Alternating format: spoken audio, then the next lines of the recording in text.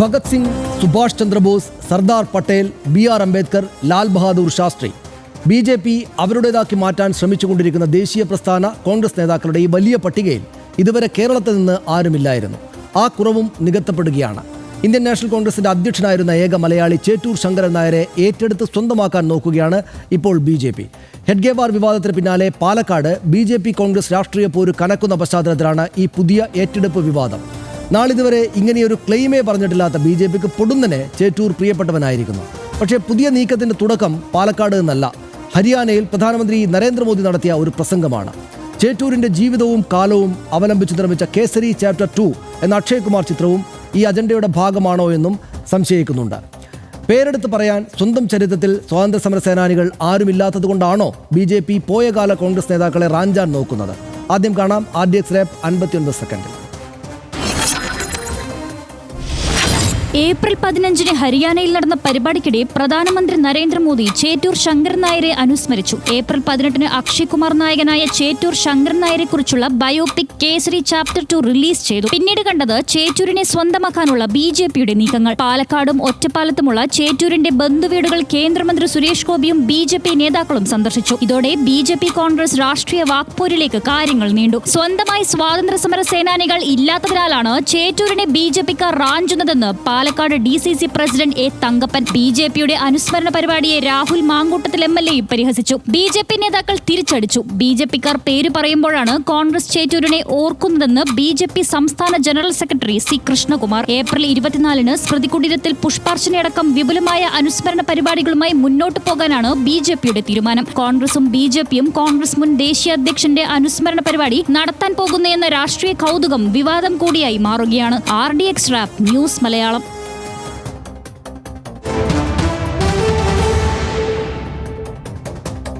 ഈ വിവാദത്തിന്റെ വിശദാംശങ്ങൾ നമുക്ക് പരിശോധിച്ച് വരാം. പക്ഷേ ആദ്യം അറിയേണ്ടത് ആരാണ് ചേറ്റൂർ ശങ്കരൻ നായർ? ആരാണ് ചേറ്റൂർ ശങ്കരൻ നായർ? 1857 പാലക്കാട് മങ്കരയിലെ ചേറ്റൂർ തറവാട്ടിൽ ജനിച്ച ചേറ്റൂർ ശങ്കരൻ നായർ കുടുംബാംഗങ്ങളേറെയും ബ്രിട്ടീഷ് ഭരണത്തിലെ പ്രഗത്ഭരായ ബ്യൂറോക്രാറ്റുകളായിരുന്നു. കുടുംബാംഗങ്ങളെല്ലാം തന്നെയും. അഭിഭാഷകൻ, മദ്രാസ് പ്രവിശ്യ അഡ്വക്കേറ്റ് ജനറലായ ആദ്യ ഇന്ത്യക്കാരൻ എന്ന പദവി അദ്ദേഹത്തിന് സ്വന്തമാണ്. മദ്രാസ് ഹൈക്കോടതിയിൽ സ്ഥിരം ജഡ്ജിയായി നിയമനം ലഭിച്ചു അദ്ദേഹത്തിന് വളരെ ചെറിയ പ്രായത്തിൽ തന്നെ. ഇന്ത്യൻ നാഷണൽ കോൺഗ്രസ് അധ്യക്ഷനായ ആദ്യത്തെ മലയാളിയാണ്. ആ പദവിയിലെത്തിയ ഏക മലയാളിയുമാണ് ചേറ്റൂർ ശങ്കരൻ നായർ. തെരഞ്ഞെടുക്കപ്പെട്ടത് 1897 അമരാവതി സമ്മേളനത്തിൽ വെച്ചാണ് ചേറ്റൂർ ശങ്കരൻ നായർ ആ പദവിയിലേക്ക് എത്തിയത്. മദ്രാസ് സർക്കാരിൻ്റെ മലബാർ അന്വേഷണ സമിതി അംഗം, മദ്രാസ് നിയമസഭാ അംഗം എന്നിങ്ങനെ ഒരുപാട് പദവികൾ, സൈമൺ കമ്മീഷനുമായി സഹകരിക്കാനുള്ള കമ്മിറ്റിയുടെ അധ്യക്ഷൻ എന്നിങ്ങനെ അക്കാലത്തെ ഏറ്റവും വലിയ പദവികളെല്ലാം, കമാൻഡർ ഓഫ് ഇന്ത്യൻ എംപയർ ബഹുമതി, സർ പദവി എന്നിവയും അദ്ദേഹത്തിന് ജീവിതകാലത്ത് തന്നെ ലഭിച്ചിട്ടുണ്ട്. 1915 വൈസ്രോയുടെ എക്സിക്യൂട്ടീവ് കൗൺസിലിൽ നിർണായക പദവി അദ്ദേഹത്തിന് 1915 ലഭ്യമായി. നേരിട്ടുള്ള ബ്രിട്ടീഷ് ഭരണത്തിൽ നിന്ന് സ്വാതന്ത്ര്യം, സാമന്ത രാഷ്ട്രമായി നിലനിൽക്കണം എന്നതായിരുന്നു അദ്ദേഹത്തിൻ്റെ സ്വാതന്ത്ര്യ സമരത്തിലെ നിലപാട്. ഒരല്പം വ്യത്യാസമുണ്ടായിരുന്നു കോൺഗ്രസിൻ്റെ പിന്നീട് എസ്റ്റാബ്ലിഷ്ഡായ നിലപാടുകളുമായി ബന്ധപ്പെട്ട്. സ്വാതന്ത്ര്യ പോരാട്ടങ്ങളുടെ അടിസ്ഥാനം നിയമപരവും ഭരണഘടനാപരവുമാകണം എന്ന് അഭിഭാഷകൻ കൂടെ അദ്ദേഹം പറഞ്ഞു. 1919 ജാലിയൻ വാലാബാഗ് കൂട്ടക്കൊല ബ്രിട്ടീഷുകാർ മേലുള്ള അദ്ദേഹത്തിൻ്റെ വിശ്വാസം പാടെ തകർത്തു. ബ്രിട്ടീഷുകാരുടെ ഭരണം ധാർമ്മിക അധപ്പതനം എന്ന ബോധ്യത്തിലെത്തി അദ്ദേഹം ആ ഘട്ടത്തിൽ. പഞ്ചാബിൽ പട്ടാള ഭരണം തുടരാൻ വൈസ്രോയി അനുവദിച്ചതോടെ വിയോജിപ്പ് കടുത്തു അദ്ദേഹത്തിൻ്റേത്. 1919 ജൂലൈ 23 വൈസ്രോയുടെ കൗൺസിലിൽ നിന്ന് അദ്ദേഹം രാജിവെച്ചു. ഉണ്ടായിരുന്നൊരു ചെറിയ മൃദു സമീപനം അദ്ദേഹം മാറ്റി. ചേറ്റൂരിൻ്റെ രാജിയോടെ വിട്ടുവീഴ്ചകൾ ചെയ്യാൻ ബ്രിട്ടീഷുകാർ നിർബന്ധിതരായി എന്നതും ചരിത്രത്തിലുണ്ട്. പട്ടാള ഭരണം അവസാനിപ്പിച്ചു. കൂട്ടക്കൊല അന്വേഷിക്കാൻ ഹണ്ടർ കമ്മീഷൻ രൂപീകരിച്ചതൊക്കെ ചേറ്റൂരിൻ്റെ എതിരഭിപ്രായം കൊണ്ട് കൂടെയാണ്. 1922 ഗാന്ധിയും അരാജകത്വവും എന്ന പുസ്തകം അദ്ദേഹം എഴുതി. ഗാന്ധിയുടെ സമരരീതികളെ രൂക്ഷമായി തന്നെയും അദ്ദേഹം വിമർശിച്ചു. മഹാത്മാഗാന്ധിയോട് വിയോജിപ്പുണ്ടായിരുന്നു അദ്ദേഹത്തിന്. നിസ്സഹകരണ പ്രസ്ഥാനം അക്രമവും അരാജകത്വവും പടർത്തിയ സമരരീതിയാണ് എന്ന് അദ്ദേഹം ഗാന്ധിജിയുടെ സമരത്തെ എതിർത്തു. ഖിലാഫത്ത് മതത്തെ രാഷ്ട്രീയവൽക്കരിച്ചു, വർഗീയ സംഘർഷത്തിന് കാരണമായി എന്നിങ്ങനെയുള്ള എതിരഭിപ്രായങ്ങൾ അദ്ദേഹം മുന്നോട്ട് വെച്ചു. ജാലിയൻ വാലാബാഗ് കൂട്ടക്കൊലയിൽ മൈക്കൽ ഒ ഡയറിന് പങ്കുണ്ടെന്ന് തുറന്നു തന്നെ അദ്ദേഹം എഴുതി. ഡയർ ചേറ്റൂരിനെതിരെ ലണ്ടനിൽ അപകീർത്തി കേസ് ഫയൽ ചെയ്തു. ഈ പുസ്തകത്തിലാണ് അത് എഴുതിയത്. മാപ്പ് പറഞ്ഞാൽ നഷ്ടപരിഹാരമായ 500 പൗണ്ട് തരേണ്ടതില്ല എന്ന് ഡയർ വാഗ്ദാനം ചെയ്തു. മാപ്പ് പറയില്ല എന്ന് ചേറ്റൂർ ശങ്കരൻ നായർ പറഞ്ഞു. പിഴയടച്ച് ലണ്ടനിൽ നിന്ന് അദ്ദേഹം തിരികെ പോരുകയാണ് ഉണ്ടായത്. കോൺഗ്രസ് അവഗണിക്കപ്പെട്ടോ എന്ന ചോദ്യമാണ് ഇപ്പോൾ ഉയരുന്നത്. BJP ഉയർത്തുന്നത്. ഗാന്ധിജിക്കെതിരായ നിലപാട് ചേറ്റൂരിൻ്റെ ജനപ്രീതി ഇടിയാൻ കാരണമായി എന്നാണ് രാഷ്ട്രീയ നിരീക്ഷകരൊക്കെ കാണുന്നത്. കൊളോണിയൽ ഭരണഘടനയെ പിന്താങ്ങുന്നയാൾ എന്ന പ്രതിച്ഛായയും അദ്ദേഹത്തിന് തിരിച്ചടിയായിട്ടുണ്ട്. കോൺഗ്രസിൻ്റെ മിക്ക സമരരീതികളെയും വിമർശിച്ചതോടെ കോൺഗ്രസിനകത്ത് അവഗണിക്കപ്പെടുന്ന നിലയുണ്ടായി അദ്ദേഹത്തിന്. 1934 76 വയസ്സിൽ ചേറ്റൂർ ശങ്കരൻ നായർ അന്തരിച്ചു. കേസരി ചാപ്റ്റർ 2 എന്ന സിനിമയാണ് ചേറ്റൂരിൻ്റെ പോരാട്ട വീര്യം പറയുന്ന ബോളിവുഡ് ബയോപിക് ഏപ്രിൽ 18-നാണ് റിലീസ് ചെയ്തത്. അക്ഷയ് കുമാർ പടം. കരൺ സിംഗ് ത്യാഗി സംവിധാനം ചെയ്ത ചിത്രത്തിൽ ചേറ്റൂരായി എത്തിയത് അക്ഷയ് കുമാർ ആയിരുന്നു. ചിത്രം the case that shook the empire എന്ന പുസ്തകത്തെ ആസ്പദമാക്കിയാണ് ആ ചിത്രം എടുത്തത്. പുസ്തകം എഴുതിയത് ചേറ്റൂരിൻ്റെ പ്രപൗത്രൻ, അദ്ദേഹത്തിൻ്റെ ഗ്രാൻഡ് ചിൽഡ്രൻ രഘു പാലാട്ടും അദ്ദേഹത്തിൻ്റെ ഭാര്യ പുഷ്പ പാലാട്ടും ചേർന്നാണ് ഈ പുസ്തകം എഴുതിയത്. ആ പുസ്തകത്തെ അടിസ്ഥാനമാക്കിയാണ് സിനിമ. ഏപ്രിൽ 15-ന് ഹരിയാനയിലെ പരിപാടിയിൽ ചേറ്റൂരിനെ പ്രധാനമന്ത്രി നരേന്ദ്രമോദി അനുസ്മരിച്ചു. ചേറ്റൂർ ദേശസ്നേഹത്തിന്റെ പ്രതീകവും പ്രചോദനവുമാണെന്ന് പ്രധാനമന്ത്രി അവിടെ വെച്ച് പറഞ്ഞു. ആഡംബരം അനുഭവിക്കാൻ അവസരം ലഭിച്ചിട്ടും വേണ്ടെന്ന് വെച്ച വ്യക്തിത്വമാണെന്ന് അദ്ദേഹം പ്രശംസിച്ചു. പ്രധാനമന്ത്രി ഏക ഭാരതം ശ്രേഷ്ഠ ഭാരതം എന്ന ആശയം ചേറ്റൂർ ഉയർത്തിപ്പിടിച്ചെന്നും നരേന്ദ്രമോദി പ്രധാനമന്ത്രി അവിടെ പറഞ്ഞു. ഏപ്രിൽ 19-ന് ചേറ്റൂർ ശങ്കരൻ നായരുടെ ബന്ധുക്കളെ സുരേഷ് ഗോപി MP BJP നേതാവ് സന്ദർശിച്ചു. പാലക്കാട് ചന്ദനഗറിലെ വീട്ടിലും ഒറ്റപ്പാലം പാലാട്ട് വീട്ടിലും സുരേഷ് ഗോപി സന്ദർശനം നടത്തി. C. കൃഷ്ണകുമാർ, പ്രശാന്ത് ശിവൻ, ശങ്കുട്ടി ദാസ് എന്നിവർ പാലക്കാട്ടെ നേതാക്കൾ അദ്ദേഹത്തിനോടൊപ്പം ഉണ്ടായിരുന്നു. ചേറ്റൂരിൻ്റെ ചരമദിനമായ ഏപ്രിൽ 24-ന് അനുസ്മരണ പരിപാടികൾ നടത്തുമെന്ന് BJP പറയുകയുണ്ടായി. ചേറ്റൂരിനെ റാഞ്ചുന്നത് BJPക്ക് സ്വാതന്ത്ര്യ സമര സേനാനികൾ ഇല്ലാത്തതിനാലാണെന്ന് കോൺഗ്രസ് പറഞ്ഞു. ചേറ്റൂരിനെ അവഗണിച്ചു, അടച്ചിട്ട മുറിയിലല്ല അനുസരണം നടത്തേണ്ടത് എന്ന് BJP വിമർശിക്കുകയാണ്. BJP അതിശക്തമായിട്ടുള്ള വിമർശം അങ്ങനെ ആ നിലക്ക് ഉന്നയിച്ചുകൊണ്ടേയിരിക്കുകയാണ്. ഇതിപ്പോൾ പലതരത്തിൽ വ്യാപിച്ചെടുക്കാവുന്ന ഒരുപാട് ചരിത്ര റെഫറൻസ് ഉള്ള ഇപ്പോൾ പുതിയ സിനിമയിലൂടെയും മറ്റും വന്ന ചർച്ചകൾക്ക് കാരണമായ പ്രധാനമന്ത്രി തന്നെ നേരിട്ടിറങ്ങി പ്രസ്താവനകൾ നടത്തിയ വിഷയമാണ്. എങ്ങനെ കാണണം അതിനെ? സനീഷ്, BJP ഇന്ത്യയിൽ അധികാരത്തിൽ വന്ന സാഹചര്യം, ആ കാലം ഇതെടുത്ത് പരിശോധിച്ചാൽ അതിൽ മുന്നിലുണ്ടായിരുന്ന മുദ്രാവാക്യങ്ങൾ എന്തൊക്കെയാണ്? രാമജന്മഭൂമി, അതല്ലെങ്കിൽ ഹിന്ദു ഇവിടെ അപകടത്തിലാണ്, അങ്ങനെയൊക്കെയുള്ള മുദ്രാവാക്യങ്ങൾ മുന്നോട്ട് വെച്ചാണ് ഒരു തള്ളിക്കയറ്റം എന്നോണം BJP ദേശീയ രാഷ്ട്രീയത്തിൽ ഇങ്ങനെ വളരുന്നു, അധികാരം പിടിക്കുന്നു, അവിടെ വരെ എത്തി. ഇവിടെ രാമജന്മഭൂമി മുദ്രാവാക്യത്തിൻ്റെ ബാക്കിയായി അവിടെ രാമക്ഷേത്രം പണിതു. ബാബറി മസ്ജിദ് തകർത്ത സ്ഥലത്ത് രാമക്ഷേത്രം പണിതു. ഈ ഹിന്ദു അപകടത്തിലാണ് എന്നിനി ദീർഘകാലം പറഞ്ഞുകൊണ്ടിരിക്കാൻ കഴിയില്ല. കാരണം എന്താണ്? പ്രധാനമന്ത്രി നരേന്ദ്രമോദി ആണ് ഇവിടെ ഭരിക്കുന്നത്. RSSകാരൻ ഇവിടെ അവർ തന്നെ പറയുന്നത് പോലെ രാഷ്ട്രപതി RSSകാരനാണ്. ഈ രാജ്യത്തെ മിക്കവാറും മുഖ്യമന്ത്രിമാരെല്ലാം പഴയ RSSകാരാണ്.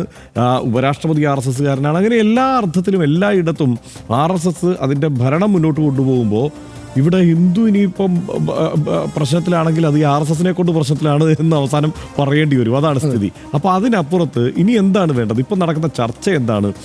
കഴിഞ്ഞ തെരഞ്ഞെടുപ്പിൽ കണ്ട ഒരു പ്രത്യേക സാഹചര്യം എന്താണ്? ഏറ്റവും അധികം സ്വതന്ത്ര മാധ്യമങ്ങൾ ഏറ്റവും ചർച്ച ചെയ്തത് ചരിത്രപരമായി BJP എവിടെ നിൽക്കുന്നു, സംഘപരിവാർ എവിടെ നിൽക്കുന്നു, അതിൻ്റെ പ്രത്യയശാസ്ത്രം എവിടെ നിൽക്കുന്നു എന്നതിലൊക്കെയാണ്. ഇവർക്ക് ദേശീയ പ്രസ്ഥാനവുമായി ഒരു ബന്ധവുമില്ല, സ്വാതന്ത്ര്യ സമരം ഇവർ ചെയ്തിട്ടില്ല എന്നൊക്കെയുള്ളതിലേക്ക് ചർച്ചകൾ വന്നു. അപ്പം മുമ്പൊന്നും ഒരു കാലത്തും ഇപ്പോൾ HSRIയുടെ നേതാവായിരുന്ന ഭഗത് സിംഗിനെയോ ഉദ്ധം സിംഗിനെയോ ഒന്നും ഒരു പ്രത്യയശാസ്ത്രപരമായി ഒരു തലത്തിലും അംഗീകരിക്കാൻ കഴിയുന്ന ആളുകളല്ല സംഘപരിവാർ. പക്ഷേ അവരുടെ ചിത്രങ്ങൾ വരെ വെച്ച് ആരാധിക്കാനോ അല്ലെങ്കിൽ അവരെ അംഗീകരിക്കാനോ തുടങ്ങിയിരിക്കുന്ന ഒരു ഘട്ടം കഴിഞ്ഞപ്പോൾ ഇവർ BJP എന്താ കാര്യം? ദേശീയ നേതാക്കളെ, അവർക്ക് ദേശീയ നേതാക്കളുടെ വലിയ ദൗർലഭ്യം ആ പാർട്ടിക്കുണ്ട്.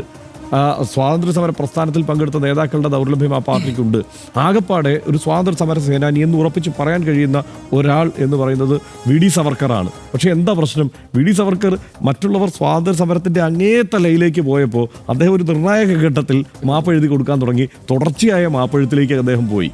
അപ്പോൾ ആകെ കയ്യിലുള്ള ഒരു സ്വാതന്ത്ര്യ സമര സേനാനി മാപ്പെഴുതി കൊടുത്ത് അവിടുന്ന് തടിയൂരുകയായിരുന്നു ചെയ്തത് എന്നുള്ളത്. അദ്ദേഹം സമരം ചെയ്തിട്ടില്ല എന്ന് പറയാൻ പറ്റില്ല. ശക്തമായി സമരം ചെയ്തു, ദീർഘകാലം ജയിലിൽ കിടന്നു, ഇതെല്ലാം ശരിയാണ്. പക്ഷേ നിർണായക ഘട്ടത്തിൽ അദ്ദേഹം ആ സമരത്തിൽ നിന്ന് അതൊരു ഭീരുവിനെ പോലെ പിൻവാങ്ങിയെന്ന് എല്ലായിടത്തും ഈ വിമർശകർ പറഞ്ഞു നടക്കുമ്പോൾ അവിടെ പിന്നെ ഒരു സ്കോപ്പില്ല. അപ്പോൾ പിന്നെ എന്താണ്? ഇപ്പോൾ നമ്മൾ പാലക്കാട് തന്നെ തൊട്ട് മുമ്പുള്ള ദിവസങ്ങളിൽ ചർച്ച ചെയ്ത എന്താ ഹെഡ് ഗേവർ വിഷയം ചർച്ച ചെയ്യുമ്പോൾ എന്താണ് ചർച്ച ചെയ്യുന്നത്? RSS സ്വാതന്ത്ര്യ സമരത്തിൽ പങ്കെടുത്തിട്ടില്ല. 1930-ലൊക്കെ സജീവമായി പ്രവർത്തന രംഗത്തുള്ള RSS, അതായത് സ്വാതന്ത്ര്യ സമരത്തിന്റെ ഏറ്റവും രൂക്ഷമായ ഘട്ടത്തിൽ അവിടെ പങ്കെടുക്കാതെ മാറി നിൽക്കുകയാണെന്നുള്ള ചർച്ച. അപ്പോൾ എന്ത് വേണം? നേതാക്കളെ വേണം. ആ കാര്യത്തിൽ ഒരു കാര്യമുണ്ട്. ഇപ്പം കോൺഗ്രസിൽ നിന്ന് നേതാക്കളെ വേണമെങ്കിൽ ഇവർക്ക് ഒപ്പിച്ചെടുക്കാനും പറ്റും. കാരണം കോൺഗ്രസ് എന്ന് പറയുന്നത് എന്തായിരുന്നു? വിശാലമായ ഒരു സംവിധാനമായിരുന്നു. അവിടെ ഈ പറയുന്ന HSRIയിൽ പ്രവർത്തിച്ചു വന്നവരെ പോലെയുള്ള ആളുകളുണ്ടായിരുന്നു. ഏത് ചന്ദ്രശേഖർ ആസാദിനെ പോലെയൊക്കെയുള്ള ആളുകളുണ്ട്. സോഷ്യലിസ്റ്റ് റിപ്പബ്ലിക്കൻ സോഷ്യലിസ്റ്റ് ആശയങ്ങളുള്ള ബോൾഷെവിക് വിപ്ലവത്തിൽ ആവേശം കൊള്ളുന്ന ആളുകൾ അതിനകത്തുണ്ട്. അതേസമയം ഇപ്പുറത്താരാണ്? ഈ ഹിന്ദുത്വവാദികളുണ്ട് ഇതിനകത്ത് തന്നെ. അതിനകത്ത് മഹാത്മാഗാന്ധിയെ പോലെയുള്ള ആളുകളുണ്ട്. അപ്പോൾ അവിടെ നോക്കുമ്പോൾ മഹാത്മാഗാന്ധിക്കെതിരെ രൂക്ഷമായ വിമർശനം ഉന്നയിച്ച ഒരു നേതാവ്, ആ നേതാവ് ഉണ്ടാവിരിക്കട്ടെ എന്ന് തീരുമാനിച്ചിട്ടുണ്ട്. അതാ ഇതിനകത്ത് BJPക്ക് സ്വാതന്ത്ര്യ സമര സേനാനികളില്ല എന്ന ഒരു ഇതുപോലെ തന്നെ എന്തുകൊണ്ടാണ് കോൺഗ്രസ് ഇതൊക്കെ അവഗണിക്കുന്നത്? ഇപ്പോൾ ചേറ്റൂർ ശങ്കരൻ നായരെല്ലാം കൊണ്ടുപോയില്ലല്ലോ എന്നുള്ള ചോദ്യം കൂടെ ഉണ്ട്. കോൺഗ്രസ് എന്തുകൊണ്ടാണ് അവഗണിക്കുന്നതെന്ന് വെച്ചാൽ കോൺഗ്രസിന് തീർത്താൽ തീരാത്തത്രക്ക് സ്വാതന്ത്ര്യ സമര നേതാക്കന്മാരുണ്ട്. അതുകൊണ്ടാണ്. അതായത് അവർ എല്ലാ നേതാക്കളെ അനുസ്മരിച്ചേക്കാമെന്ന് വിചാരിച്ചാൽ അവർക്ക് ഒരു വർഷം 365 ദിവസം ഓരോ ദിവസവും 2 പേരെ വീതം അനുസ്മരിക്കാവുന്ന അത്രയ്ക്ക് സ്വാതന്ത്ര്യ സമര സേനാനികളുടെ മഹത്തായ ഒരു പ്രസ്ഥാനമാണ് കോൺഗ്രസ്. ഇന്ത്യൻ നാഷണൽ കോൺഗ്രസ് എന്ന് വെച്ചാൽ ഈ രാജ്യത്തെ ഉണ്ടാക്കിയ പ്രസ്ഥാനമാണല്ലോ. ഹർഷൻ ഇപ്പോൾ പറഞ്ഞതുപോലെ ബോൾഷെവിക്കുകൾ തൊട്ട് സോഷ്യലിസ്റ്റുകൾ തൊട്ട് ഇങ്ങേയറ്റത്ത് ഹിന്ദുത്വവാദികൾ വരെ എന്ന് വിശേഷിപ്പിക്കാവുന്ന ആളുകൾ വരെയുള്ള ഒരു വലിയ നിരയെ ഉൾവഹിച്ച ഒരു പ്രസ്ഥാനമാണല്ലോ ഇന്ത്യൻ നാഷണൽ കോൺഗ്രസ്. അപ്പോൾ നാഷണൽ കോൺഗ്രസ് മുന്നോട്ട് പോകുമ്പോൾ അതിൽ മഹാത്മാഗാന്ധിയും ജവഹർലാൽ നെഹ്റു ഒക്കെയുള്ള ഒരു മുഖ്യധാരയായിട്ട് പിന്നീട് വളർന്ന ഇതിനോട് രാഷ്ട്രീയ എതിർപ്പ് കൂടി ഉണ്ടായിരുന്ന ആളുകളൊക്കെ പിന്തള്ളപ്പെട്ടു പോകുന്നത് ആ അർത്ഥത്തിൽ ചരിത്രത്തിൽ നോക്കിയാൽ സ്വാഭാവികമാണ്. പക്ഷേ അപ്പോഴും അവരങ്ങനെ പിന്തള്ളിയോ എന്ന് ചോദിച്ചാൽ 2022 തന്നെ ജൂലൈ 13 ചേറ്റൂരിനെ കുറിച്ചൊരു നാടകം പാലക്കാട്ട് തന്നെ അരങ്ങേറിയിട്ടുണ്ട്. അവിടെ പിന്നെ സംസ്കാര സാഹിതി അവരുടെ സംഘടനയാണ്. അവരുടെ സംസ്കാര സാഹിത്യ ജില്ലാ സമിതിയുടെ നേതൃത്വത്തിൽ ജില്ലാ ചെയർമാൻ ബോബൻ മാട്ടുവന്ത സംവിധാനം ചെയ്ത ഈ ചേറ്റൂരിനെ പറ്റിയുള്ളൊരു നാടകം അവിടെ അവതരിപ്പിക്കപ്പെടുകയും വലിയ പത്രങ്ങളും ചാനലുകളെല്ലാം റിപ്പോർട്ട് ചെയ്യുകയും ചെയ്തതാണ്. അപ്പോൾ ഇവർ കോൺഗ്രസ്സുകാരാകപ്പാടെ മറന്ന് തള്ളിക്കളഞ്ഞ് മൂലയിട്ടിട്ട ആളെന്നുള്ള ചേറ്റൂർ ശങ്കരൻ നായർ. അപ്പോൾ ഈ പറഞ്ഞൊരു കാര്യമാണ് ഏറ്റവും പ്രധാനപ്പെട്ട. അപ്പോൾ ഇത് നമ്മൾ നോക്കുമ്പോൾ ചേറ്റൂർ ഒറ്റ കാര്യം കൂടി ഞാൻ പറയാം. ചേറ്റൂർ നേരത്തെ പറഞ്ഞ ഓഡയറിനെതിരെയുള്ള കേസ് നടത്തിയതിലെ അതാണ് എന്ത് തോന്നുന്നു ആ സിനിമ ഞാൻ കണ്ടില്ല. ആ സിനിമക്കകത്ത് ഏറ്റവും പ്രധാനപ്പെട്ട കാര്യം അവിടെ 12 ജൂറിമാരുണ്ടായിരുന്നു. അദ്ദേഹത്തിന് ഈ ഇംഗ്ലണ്ടിലാണ് കേസ് കൊടുത്തത്. ഡയർ എനിക്കെതിരെ അപകീർത്തിപരമായ പരാമർശം നടത്തിയെന്ന് പറഞ്ഞു. അവിടെ തോറ്റു. 12 ജൂറിമാരിൽ 11 ജൂറിമാരും ചേറ്റൂർ ശങ്കരൻ നായർക്കെതിരായ നിലപാടെടുത്തു. കാരണം ഇംഗ്ലണ്ടിലാണ് സാഹിബന്മാരാണ്. പക്ഷേ ഒരാളുടെ ഹാരോൾഡ് ലാസ്കി എന്ന് പറയുന്ന ഒരൊറ്റ ജൂറി മാത്രം ജഡ്ജ് മാത്രം ചേറ്റൂർ ശങ്കരൻ നായർക്ക് അനുകൂലമായ നിലപാടെടുത്തു. അയാൾ ഒരു കമ്മ്യൂണിസ്റ്റ് തിയററ്റീഷ്യനായിരുന്നു. വളരെ പ്രധാനപ്പെട്ട ഹാരോൾഡ് ലാസ്കി എന്ന് പേര് വെച്ച് സെർച്ച് ചെയ്താൽ ഇപ്പോഴും അറിയാവുന്ന അവരുടെ കൂട്ടത്തിലെ ഏറ്റവും പ്രധാനപ്പെട്ട ഒരാൾ. അങ്ങനെ ഇപ്പോൾ സർദാർ ഉദ്ധം കമ്മ്യൂണിസ്റ്റുകാരനായിരുന്നു. സർദാർ ഉദ്ധത്തിന് മറ്റൊരു ഈ സാഹചര്യത്തിൽ നമ്മൾ പരിശോധിക്കേണ്ട ഒരു കാര്യമുള്ളത്, സർദാർ ഉദ്ധം വലിയ ഹിറ്റായ സിനിമയാണ്. ഏറ്റവും നല്ല നടനുള്ള അവാർഡും ഏറ്റവും നല്ല സിനിമയ്ക്കുള്ള അവാർഡും ഒക്കെ വന്നു. ജാലിയൻ വാലാബാഗ് ഈ ഡയറിനെ കൊന്നയാളാണ് ഉദ്ധം. അയാൾ കമ്മ്യൂണിസ്റ്റുകാരനായിരുന്നു. അപ്പോൾ ഈ സത്യത്തിൽ പിക്ചറിലേ ഇല്ലാത്ത കമ്മ്യൂണിസ്റ്റുകാർ പിക്ചറിലേക്ക് വരുന്ന ഒരു രാഷ്ട്രീയ സാഹചര്യത്തിൽ കൂടെയാണ് ഈ BJP മുന്നോട്ട് വെക്കുന്നത്. ഒപ്പം കമ്മ്യൂണിസ്റ്റുകാരെ വിട്ട് കളയാം. പക്ഷേ കേരളം പോലൊരു സ്ഥലത്ത് നിന്ന് പോലും ഈ BJPക്കാർക്ക് സ്വീകരിക്കാവുന്ന കോൺഗ്രസ്സുകാരനല്ലാത്ത ഒരു സ്വാതന്ത്ര്യ സമര സേനാനിയെ അവർക്ക് കണ്ടെത്താൻ പറ്റുന്നില്ല എന്ന ഒരർത്ഥത്തിൽ സങ്കടകരമായിട്ടുള്ളൊരു രാഷ്ട്രീയ സാഹചര്യം BJPക്ക് മുന്നിൽ നിൽക്കുകയാണ് എന്ന് നമ്മൾക്ക് തോന്നും. എങ്ങനെ നോക്കിയാലും ഇന്ത്യൻ നാഷണൽ കോൺഗ്രസിൻ്റെ അഖിലേന്ത്യാ അധ്യക്ഷനായിരുന്ന ഒരാളെ ആത്യന്തികമായിട്ട് കോൺഗ്രസിന് തന്നെ കിട്ടും. BJP അതിൻ്റെ പിന്നാലെ പോയാൽ വെറുതെ ഈ പറയുന്ന പോലുള്ള ചർച്ചകളുണ്ടാകും. അത് BJPയുടെ ഇക്കാര്യത്തിലെ ഒരു സങ്കടകരമായ അവസ്ഥ ആളുകൾക്ക് മുന്നിലേക്ക് കൂടുതലായിട്ട് എത്തിക്കും എന്നേ സംഭവിക്കുന്നതാണ് എനിക്ക് തോന്നുന്നത്. അനാർക്കി ഓഫ് ഗാന്ധി എന്ന് കേട്ടപ്പോൾ എന്നാൽ ഈ വഴിക്ക് പിടിച്ചു കളയാം എന്ന് തോന്നിയിട്ടുണ്ടാവും. അതായിരിക്കും മഹാത്മാഗാന്ധി. കോൺഗ്രസിന്റെ അധികാരനായിരുന്ന ഒരു നേതാവിനെ കൂടി BJP അവരുടേതാക്കാൻ കരുതിയിരിക്കുന്നത് എന്തിനായിരിക്കും? ചേറ്റൂർ ശങ്കരൻ നായർക്ക് ഗാന്ധിജിയുമായും കോൺഗ്രസ് നേതൃത്വവുമായും വിയോജിപ്പുകൾ ഉണ്ടായിരുന്നു. അത് അംബേദ്കറിനും ഉണ്ടായിരുന്നു, നേതാജിക്കും ഉണ്ടായിരുന്നു. സൈദ്ധാന്തികവും സമീപനപരവുമായ വ്യത്യസ്തതകളൂന്നിയാണ് ദേശീയ പ്രസ്ഥാന കാലത്ത് കോൺഗ്രസിൽ ആശയ സമന്വയങ്ങളും ആശയ സമരങ്ങളും ഉണ്ടായത്. അതിനെയൊക്കെ ഉൾക്കൊള്ളാനുള്ള വഴക്കം ആ സംവിധാനത്തിനുണ്ടായിരുന്നു. ഇതൊക്കെയാണെങ്കിലും അടിസ്ഥാനപരമായി ആദ്യവും അവസാനവും ചേറ്റൂരും നേതാജിയും പട്ടേലുമെല്ലാം കോൺഗ്രസ്സുകാരായിരുന്നു. ദേശീയ പ്രസ്ഥാന പോരാട്ടങ്ങളിലെ കോൺഗ്രസിൻ്റെ പല മുഖങ്ങളും BJPയുടേത് കൂടിയായിരുന്നെന്ന ഒരു തോന്നൽ ജനിപ്പിക്കാനുള്ള നീക്കങ്ങളിലെ പുതിയ ചാപ്റ്ററാണിത്. പുതിയ ചരിത്ര നിർമ്മിതിക്ക് വിഷ്വൽ ആഖ്യാനം ഉണ്ടാക്കാൻ കേസരി ചാപ്റ്റർ 2 എന്നൊരു സിനിമയുമുണ്ട്. പലവട്ടം ആവർത്തിച്ച് വ്യാജങ്ങൾക്ക് വസ്തുതയുടെ പരിവേഷം ഉണ്ടാക്കി കൊടുക്കാനുള്ള ശ്രമങ്ങൾ എത്ര ആവർത്തി ലോകം കണ്ടതാണ്. പക്ഷെ ഒരു വ്യാജവും ചരിത്രത്തിൽ നിലനിന്നിട്ടില്ല. RDX ഒന്നേ പറയാനുള്ളൂ, എല്ലാ വ്യാജാഖ്യാനങ്ങളുടെയും പടം അഴിഞ്ഞു വീഴും. കാരണം ചരിത്രത്തിന് രക്തത്തെക്കാൾ കട്ടിയുണ്ട്.